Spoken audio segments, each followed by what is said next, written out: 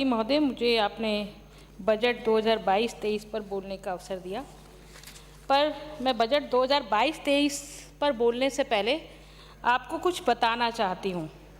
मुझे सौभाग्य मिला, अजमेर की जनता ने बार बार इस सदन में चुन कर के भेजा और इसलिए पिछले 20 वर्षों का बजट मैंने देखा है। ये मैं मुख्यमंत्री जी के 9-10 जब मुख्यमंत्री जी 2008 में दिसंबर में दूसरी बार मुख्यमंत्री बने अशोक गहलोत जी, तो उनके ये वर्ष 9-10 का बजट मेरे पास है, जिसमें उन्होंने घोषणाएं करी जो आज तक पूरी नहीं हुई। और इसके साथ ही मैं आपको बताना चाहती हूँ कि ये 2009-10 के बाद में 10-11 का बजट मेरे पास है, जिसकी घोषणाओं का उल्लेख भी मैं अभी सदन में करूँगी कि कौन कौन सी घोषणाएं अभी तक भी लंबित है। और इसके बाद 2011-12 का बजट है, फिर उसके बाद 12-13 का बजट और 13-14 का बजट। ये 2008 से 2013 के बीच में जब मुख्यमंत्री अशोक गहलोत जी थे, कांग्रेस की सरकार थी, उस समय के ये 5 बजट मेरे पास हैं और इस कार्यकाल का ये चौथा बजट भी मेरे पास है। 3 बजट पहले के 3 सालों के और ये चौथा बजट। मैंने सभापति महोदय, राज्य की जनता को कैसे बेवकूफ़ बनाया जा सकता है और कैसे आंकड़ों का हेरफेर करके आंखों में धूल झोंकी जा सकती है, इसके सबसे बड़े उदाहरण के रूप में मैं सरकार की महत्वाकांक्षी योजनाएं, जो सरकार कहती है कि हमारी महत्वाकांक्षी योजनाएं हैं। जब पहली बार 98 से 2003 के बीच अशोक जी मुख्यमंत्री थे, तब मुझे सौभाग्य नहीं था कि मैं विधानसभा में चुन के आई, परंतु मैं नगर परिषद की सभापति थी, इसलिए विधानसभा में क्या सवाल लग रहे हैं और क्यों लग रहे हैं, इसकी जानकारी उस समय से मुझे थी। पर जब 2003 में पहली बार मैं विधायक बनी और उसके बाद में 2009 में मुख्यमंत्री अशोक जी मुख्यमंत्री बने, हमारी सरकार चेंज हो गई, तब मैंने बजट का तुलनात्मक अध्ययन किया तो मुझे लगा कि ये क्या चीज़ है। हम रिकॉर्ड झूठ भी बोल रहे हैं और इतना साफ झूठ बोल रहे हैं, और पूरा हर वर्ष मीडिया के माध्यम से जब बजट प्रस्तुत किया जाता है तब बहुत अच्छे से ये सपना, ये होगा, वो होगा, ऐसे होगा, यूं परिवर्तित हो जाएगा। लेकिन एक वर्ष बाद जब हम देखते हैं उस बजट को कि उस बजट में से कौन कौन सी घोषणाएं पूरी हुई हैं, तो उसकी और किसी का भी ध्यान नहीं होता है। मुझे आश्चर्य हो रहा है कि स्वयं मुख्यमंत्री जी ने एक बात को पिछले 10-15 सालों से कहते आए हैं, लेकिन वो पूरी क्यों नहीं हो रही, ये समझ में नहीं आ रहा है। और जो अधिकारी उनसे बजट बना करके बुलवाते हैं मंच से, तो वो पूछते नहीं है क्या उन अधिकारियों को, भाई मैंने ये 9-10 में ये बात कही थी और 9-10 के बाद में आप 2023 के बजट में भी यही बात कहलाओगे तो लोग क्या सोचेंगे। परंतु वो बहुत अच्छे से जानते हैं कि जनता की याददाश्त बहुत ज़्यादा लंबी दूरी पर नहीं जाती है, वो शॉर्ट टर्म की होती है, इसलिए लोग तो भूल गए होंगे। तो जब लोग भूल गए होंगे तो हम तो नई चीज़ वापस नए सिरे से उसको में रख देते हैं, क्या लाभ मिलेगा उससे, हमारी वाहवाही हो जाएगी। यदि ये वाहवाही होती और जैसा बाड़मेर से आने वाले माननीय सदस्य कह रहे हैं, जैसा धौलपुर से आने वाले माननीय सदस्य ने कहा कि जीएसटी के कारण से हमको पैसा नहीं मिल रहा है, इसलिए हमारी ये स्थिति है, तो ये 9-10 के समय तो जीएसटी लागू नहीं था। 9-10 के समय जब जीएसटी लागू नहीं था तो आपका घाटा, आपका रेवेन्यू लॉसेस क्यों हो रहा था और आप बोरिंग क्यों कर रहे थे, आप क्यों ब्याज पर ले रहे थे पैसा। और उसके बाद में उस समय जीएसटी लागू नहीं था, उस समय तो आपकी गवर्नमेंट थी, मनमोहन सिंह जी की सरकार थी और मनमोहन सिंह जी की केंद्र में सरकार थी। फिर भी बजट भाषण के कई पैराज में आपको देखने को मिल जाएगा जिसमें वो कह रहे हैं कि महंगाई बढ़ी हुई है और इस महंगाई को कम करने के लिए, वो बाबूलाल जी नागर नहीं है, वहाँ से आने वाले माननीय सदस्य जो खाद्य मंत्री हुआ करते थे, उन्होंने इसी सदन में ये बात कही थी कि हम फोर्टिफाइड आटा लोगों को देंगे, 1 रुपये किलो में आटा देंगे, हम खाद्य सुरक्षा के लिए, राशनिंग के लिए, काला बाजारी नहीं हो, क्योंकि महंगाई बहुत ज़्यादा है इसलिए काला बाजारी को रोकना बहुत जरूरी है। तो ऐसी स्थिति में उस काला बाजारी को रोकने के लिए हम सरकारी कर्मचारियों को राशन की दुकानों पर बैठाएंगे ताकि वो राशन की दुकानों से ठीक प्रकार से वितरण हो सके और वो ब्लैकमेलिंग ना हो। ये इस बजट भाषण में 9-10 के बजट भाषण में माननीय मुख्यमंत्री जी ने ये बात कही है। अब 2009 के बाद में जब 2013 में मुख्यमंत्री वसुंधरा जी वापस बने तो उन्होंने इस राशनिंग में कालाबाजारी को खत्म करने के लिए बायोमेट्रिक सिस्टम लेकर के आए और बायोमेट्रिक सिस्टम से उन्होंने पूरे की पूरी व्यवस्था की कि कालाबाजारी को कैसे रोक सकते हैं, लेकिन आपने वो व्यवस्था ही नहीं की और उस समय मनमोहन सिंह जी की सरकार थी। तो मेरा ये बहुत बड़ा प्रश्न है माननीय मुख्यमंत्री जी से, जब वो बार बार केंद्र की बात कहते हैं तो अपनी रिप्लाई में कहें कि पिछले 2 कार्यकालों में जब उनकी ही सरकार थी तब इस स्टेट का रेवेन्यू जो बजट है, जो रेवेन्यू है, वो घाटे का बजट कैसे साबित हुआ, वो घाटे का बजट क्यों साबित हुआ। जब तो आपकी सरकार थी तो फिर घाटे का बजट नहीं होना चाहिए था, जब तो जीएसटी लागू नहीं था, जब तो वैट की व्यवस्था थी, तब घाटे का बजट क्यों हुआ और इतने लॉसेस क्यों हुए। मैं अब एक एक करके आपको उदाहरण के समेत एक बजट स्पीच में के पैरा नंबर पर क्या बात लिखी है 2009-10 में, 10-11 में और 2023 में उसी बजट स्पीच को किस तरह से घुमा के कहा गया, मैं उदाहरण के रूप में आपको बताती हूँ। माननीय सभापति महोदय, एक उदाहरण आप ध्यान से सुनिएगा प्लीज और पूछिएगा भी, मैं मुख्यमंत्री जी से भी पूछना चाहती हूँ। बजट घोषणा 10-11, ये 10-11 का बजट मेरे पास है, ये 10-11 के पेज नंबर 57 पर मैं पैरा नंबर 57 खोलती हूँ। मतलब कितनी बड़ा फ्रॉड है लोगों से, हद हो गई आपकी तो। और आप सोचते हो कि कोई देखेगा नहीं इन चीज़ों को तो पता नहीं पड़ेगा। देखिए मैं पैरा का इसी से पढ़ती हूँ, हालांकि मैंने इसमें भी लिखा हुआ पर मैं इसी में से पढ़ के आपको बताती हूँ। चित्तौड़गढ़ जिले में, ये चित्तौड़गढ़ जिले की बात है, चित्तौड़गढ़ जिले में स्थित राजकीय सांवलिया अस्पताल में जन सहभागिता योजना के माध्यम से जनरल नर्सिंग कॉलेज की स्थापना प्रस्तावित करता हूँ। ये वर्ष 2009-10-11 जब मुख्यमंत्री अशोक गहलोत जी का ये बजट था। अभी माननीय मुख्यमंत्री जी क्या कह रहे हैं 23 में, आप देखिए, ये 10-11 में इन्होंने कहा, फिर 21-22 में भी इन्होंने ये बात रिपीट करी। 21-22 कितने साल बाद में, 21-22 के बिंदु संख्या 11, राजस्थान देश का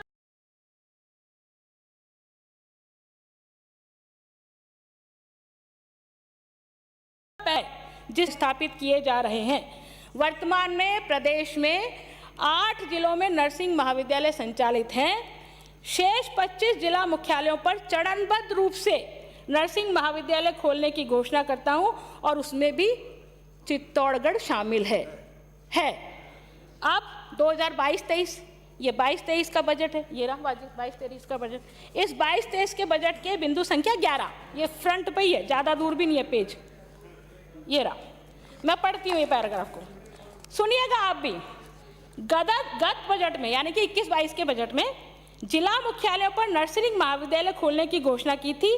वर्तमान में 8 जिलों में नर्सिंग महाविद्यालय संचालित हैं तथा 7 जिलों बाड़मेर, भरतपुर, भीलवाड़ा, धौलपुर, पाली, करौली व सीकर में इनकी स्थापना का कार्य प्रगतिरत है। आगामी वर्ष में शेष 18 जिलों बांसवाड़ा, बारा, बूंदी, चित्तौड़गढ़, फिर चित्तौड़गढ़ आ गया, ये एक घोषणा नहीं है माननीय सभापति महोदय, बहुत सारी घोषणाएं हैं। मैं आपको शुद्ध के विरुद्ध युद्ध वाली घोषणाएं बताती हूँ। घोषणावीर की घोषणा है, शुद्ध के विरुद्ध युद्ध। कैसे युद्ध होगा शुद्ध के विरुद्ध, बताइए।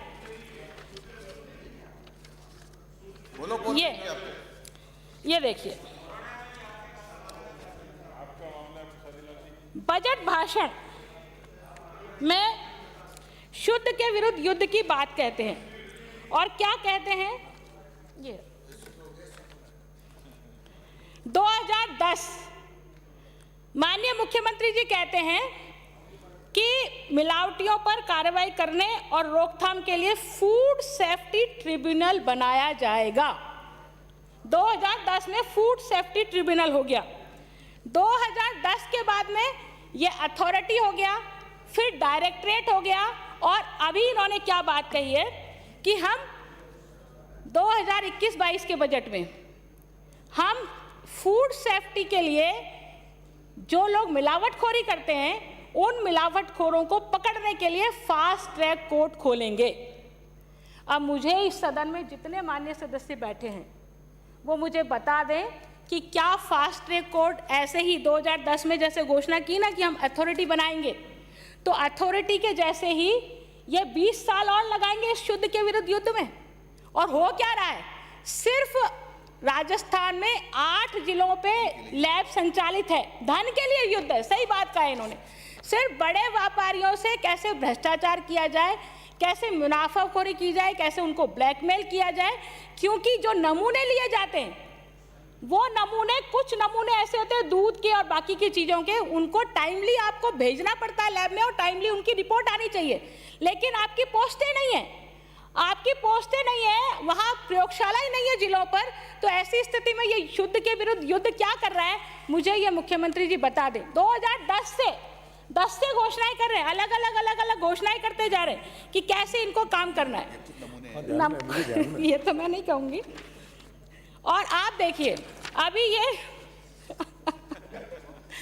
अभी बिजली की बहुत सारी बात हुई, रविंदर बोरा जी ने बहुत सारे बड़े बड़े आंकड़े रखे, हमने बिजली में ऐसा किया, हमने बिजली में वैसा किया, हम बिजली पर मैं आपको माननीय सभापति महोदय इतना निवेदन करना चाहती हूँ, राजस्थान में बेरोजगारी की दृष्टि से राजस्थान पूरे इंडिया में पहले नंबर पर है।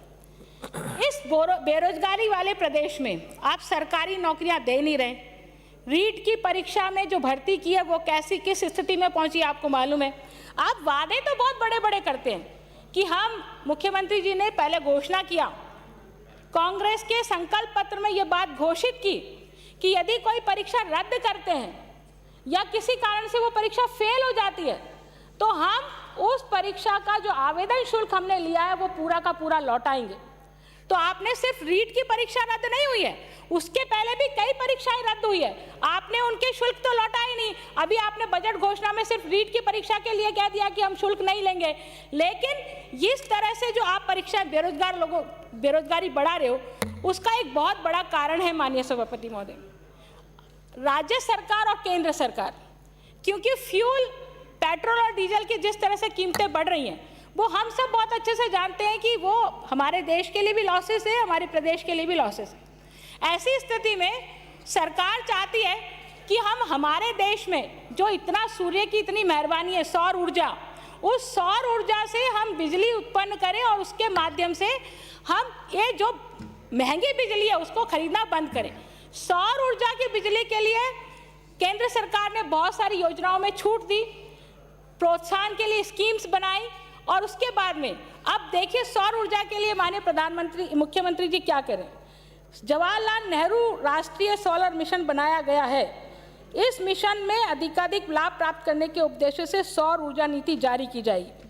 फिर यही बात 10-11 के बजट घोषणा पत्र में दोहराते हैं, 12-13 के बजट घोषणा में भी फिर यही बात वो वापस दोहराते हैं कि हम सौर ऊर्जा में पहले स्थान पर हैं और पहले स्थान को हम लगातार बनाए रखेंगे। फिर दोबारा वो इसी बात को तीसरी बार फिर वापस यही कहते हैं कि हम सौर ऊर्जा में जोधपुर सिटी को सौर सिटी के रूप में विकसित करेंगे 100 करोड़ रुपए का फंड लगा के। ये पिछले कार्यकाल में मुख्यमंत्री जी ने ये बात कही, उनका पिछला कार्यकाल 9-10 से 13 के बीच में, हाँ। और आज भी यदि कोई देखने जाए तो वो 100 करोड़ रुपए लगे कहाँ हैं उस सौर ऊर्जा के, कुछ पता नहीं है। अब गवर्नमेंट ने क्या किया, गवर्नमेंट ने एक बहुत बड़ा धोखा दिया लोगों को, और धोखा दे करके पहले तो सौर ऊर्जा के लिए मोटिवेट किया और उसके बाद में आप मोटिवेट करने के स्थान पर उनको वापस लूटने का काम ये सरकार करे। और लूटने का काम कैसे कर रही है माननीय सभापति महोदय, आप देखिए कि इन्होंने सौर ऊर्जा के लिए कैप लगाई है, 500 किलोवाट की कैप इन्होंने लगा दी। राजस्थान में जो बिजली है वो राजस्थान की बिजली की दरें, इंडस्ट्रियल बिजली जो है वो 8 रुपये 5 पैसे प्रति यूनिट है, जबकि गुजरात, पंजाब, हरियाणा, ये जो हमारे आसपास के प्रदेश हैं उसमें इंडस्ट्रीज के जो को बिजली है वो बहुत कम है, और उसके कारण से हमारी इंडस्ट्री जो भिवाड़ी में है वो शिफ्ट हो रही है हरियाणा में, जो भीलवाड़ा में पावरलूम की इंडस्ट्री है वो शिफ्ट हो रही है मध्य प्रदेश में, क्योंकि बिजली बहुत महंगी है। अब ऐसी बिजली का उपाय जो है वो सोलर पैनल हो सकता है, लेकिन सोलर पैनल पर आपने 500 किलोवाट की कैप लगा दी कि इससे ज़्यादा पैनल आप लगा नहीं सकते। प्रसादी जी, मैं आपको निवेदन करना चाहूँ, क्योंकि आप तो इंडस्ट्री मिनिस्टर भी रहे, यहाँ इंडस्ट्री मिनिस्टर नहीं बैठी हैं, उनको मैं जानकारी में लेना चाह रही थी पर वो है नहीं। तो ऐसी स्थिति में गुजरात में इंडस्ट्रीज की बिजली राजस्थान से महंगी है। मैं अभी अहमदाबाद जाके आया और कैप्टिव पावर जो लगाते थे इंडस्ट्रीज वाले, उसको आपकी सरकार बंद कर गई थी 2016 में। पहले प्राइवेट जो लगाते थे उनको बंद कर दिया, आपकी सरकार बंद करके गई थी। नहीं, मेरा मैंने ये तो ऑर्डर तो अभी निकला है, ये ऑर्डर अभी निकला, उस समय का ऑर्डर नहीं है, ये रिटर्न में आपका ऑर्डर निकला है। प्लांट जो लगाते थे उनको ऑर्डर आपकी सरकार 2016 में बंद करके गई है। बोलने दें। मेरा ये कहना है कि अब यदि आप इंडस्ट्रीज को बढ़ावा देना चाहते हैं तो आपको ये कैप नहीं लगानी चाहिए थी, और कैप नहीं लगाओगे तो देखिए सोलर इंडस्ट्री को बढ़ावा देने के लिए अब आपकी ई व्हीकल पॉलिसी आ रही है। ये ई व्हीकल पॉलिसी में चार्जिंग और स्वेपिंग बैटरीज की व्यवस्था केंद्र सरकार की ये स्कीम है, इसको हमको अडॉप्ट करना ही पड़ेगा क्योंकि हमें पेट्रोल डीजल को कम करना है। ऐसी स्थिति में यदि हम इलेक्ट्रिक व्हीकल को बढ़ावा देना चाहते हैं या सौर ऊर्जा से बिजली उत्पन्न करके उसको सस्ती दरों पर करना चाहते हैं, आपने क्या हुआ ओवर एक्सेस के ऊपर भी आपने टैक्स लगाया, 60 पैसे प्रति यूनिट शायद उसके ऊपर भी लगाया। यदि आप वो कहीं से और एक्सेस करेगा यदि उद्यमी, तो भी आपको उसके लिए पे करना पड़ेगा। तो ऐसी स्थिति में तो उसकी रेट वही 8 रुपये 5 पैसे की प्रति यूनिट पड़ जाएगी। तो इंडस्ट्री लगाने वाला क्यों आएगा इंडस्ट्री लगाने के लिए, मुझे बताइए? वो आएगा ही नहीं इंडस्ट्री लगाने के लिए, और जब इंडस्ट्री नहीं लगाएगा तो फिर रोजगार कैसे उत्पन्न करोगे आप, क्योंकि सरकारी क्षेत्र में तो आप रोजगार दे नहीं सकते। ऐसी स्थिति में बिजली को कम करने के लिए बहुत ज़्यादा जरूरी है कि आप इस कैप को, मेरा निवेदन है कि आप इस कैप को हटाएं, और जो बाकी के मैन्युफैक्चरर हैं, हाँ नहीं, मेरा तो निवेदन है आप, क्योंकि सरकार में अभी आप बैठे हैं, बेरोजगारी की समस्या अभी बहुत ज़्यादा है, इसलिए मेरा निवेदन है कि आप इस कैप को आपको हटाना चाहिए। एक मैं माननीय सभापति महोदय उसके अलावा और कुछ 2-4 चीज़ें और निवेदन करना चाहती हूँ। मैंने शुद्ध के विरुद्ध युद्ध अभियान की बात आपको बताई है कि किस किस समय पर क्या क्या उन्होंने बात कही, अथॉरिटी की घोषणा करी, फिर युद्ध अभियान चलाया जाएगा। माननीय मुख्यमंत्री महोदय, महिलाओं के संबंध में इस बजट में सिर्फ स्मार्टफोन देने के अतिरिक्त और कोई बात नहीं कही है महिलाओं के लिए। तो इसलिए मैं बताती हूँ माननीय मंत्री महोदय, आपको भी जानना चाहिए, बजट घोषणा माननीय मुख्यमंत्री जी की 11-12 की, ये है मेरे पास, आप ले लेना मुझसे, है ना, ये किताबें हैं इसमें। हाँ, ये 11-12 की नहीं होंगी, आपके पास होंगी ना? हाँ, तो ठीक है। ये इसमें माननीय मुख्यमंत्री जी ने घोषणा की, माननीय सभापति महोदय, 11-12 के बिंदु संख्या 40 पर बालिकाओं के जन्म पर नसबंदी ऑपरेशन करवा लिया है, उन्हें समाज में रोल मॉडल के रूप में प्रस्तुत करने के लिए ज्योति योजना चलाई जाएगी। इस योजना के अंतर्गत इन महिलाओं के लिए शिक्षा, व्यावसायिक प्रशिक्षण तथा रोजगार सृजन के विशेष प्रयास किए जाएंगे।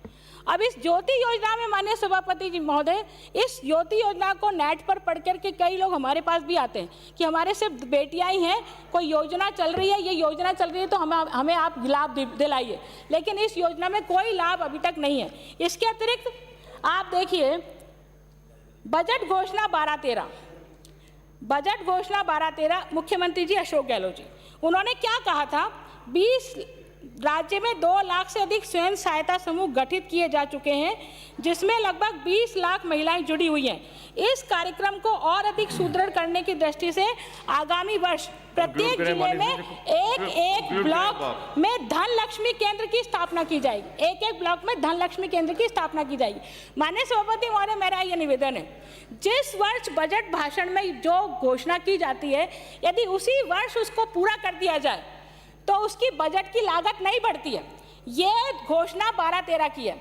आज तक पूरे राजस्थान में धन लक्ष्मी केंद्र नहीं बने हैं, और जो बजट प्लीज सेव करें विराज जी, मैं बता रही हूँ ना, मेरी बात पूरी नहीं करे, कोई नहीं करेगा इंटरव्यू। मैं बता रही हूँ आपको, ये धन लक्ष्मी केंद्र, माननीय सभापति महोदय, ये जो धन लक्ष्मी केंद्र है ये नहीं बने, और जब मैं खुद इस विभाग में मंत्री बनी तो हमने बहुत प्रयास करके जमीन आवंटन कराया, फिर भी आज भी एक धन लक्ष्मी केंद्र जो जयपुर का वो नहीं बना। आज तक नहीं बना और वो बन भी नहीं सकता है। इसलिए नहीं बन सकता क्योंकि उस समय जो बजट आवंटन है वो 2.5 लाख रुपया, एक धनलक्ष्मी केंद्र के लिए 2.5 लाख रुपया था। आज 2.5 लाख रुपया में आप धनलक्ष्मी केंद्र बना ही नहीं सकते, तो कैसे बनेगा? ऐसी स्थिति में वो बजट पूरा लटकता रहता है और फिर ऑडिट होती है कि आपने पैसा खर्च नहीं किया। अब पैसा तो कैसे खर्च हो, क्योंकि 2.5 लाख में वो बनने वाला नहीं है और सरकार पैसा दे नहीं रही है उसको बनाने के लिए। तो मेरा माननीय सभापति महोदय ये निवेदन है कि जिस दिन बजट घोषणा उसी दिन से अधिकारियों से पूछना चाहिए कि आपको ये काम कराना है कि नहीं कराना, और कराना है तो पूरा कराना चाहिए। इसके अतिरिक्त माननीय सभापति महोदय श्री मुकेश भाकर निवेदन करना चाहती हूँ, एक सेकंड, नहीं मेरी बात प्लीज सहयोग करें आप। मैं सहयोग मैंने कर आप रही हूँ। सभी से व्यक्तिगत आग्रह किया था कि समय का ध्यान रखें, निर्देश के बाद आप विराज जाएं। सदन में जो है बाकी वक्त आप मैं बोल नहीं पाएंगे। दो तीन चीजें बस नहीं, फटाफट। मैं हाँ, अलाउ नहीं करूंगा, अंकित नहीं होगा। आपका श्री मुकेश भाकर।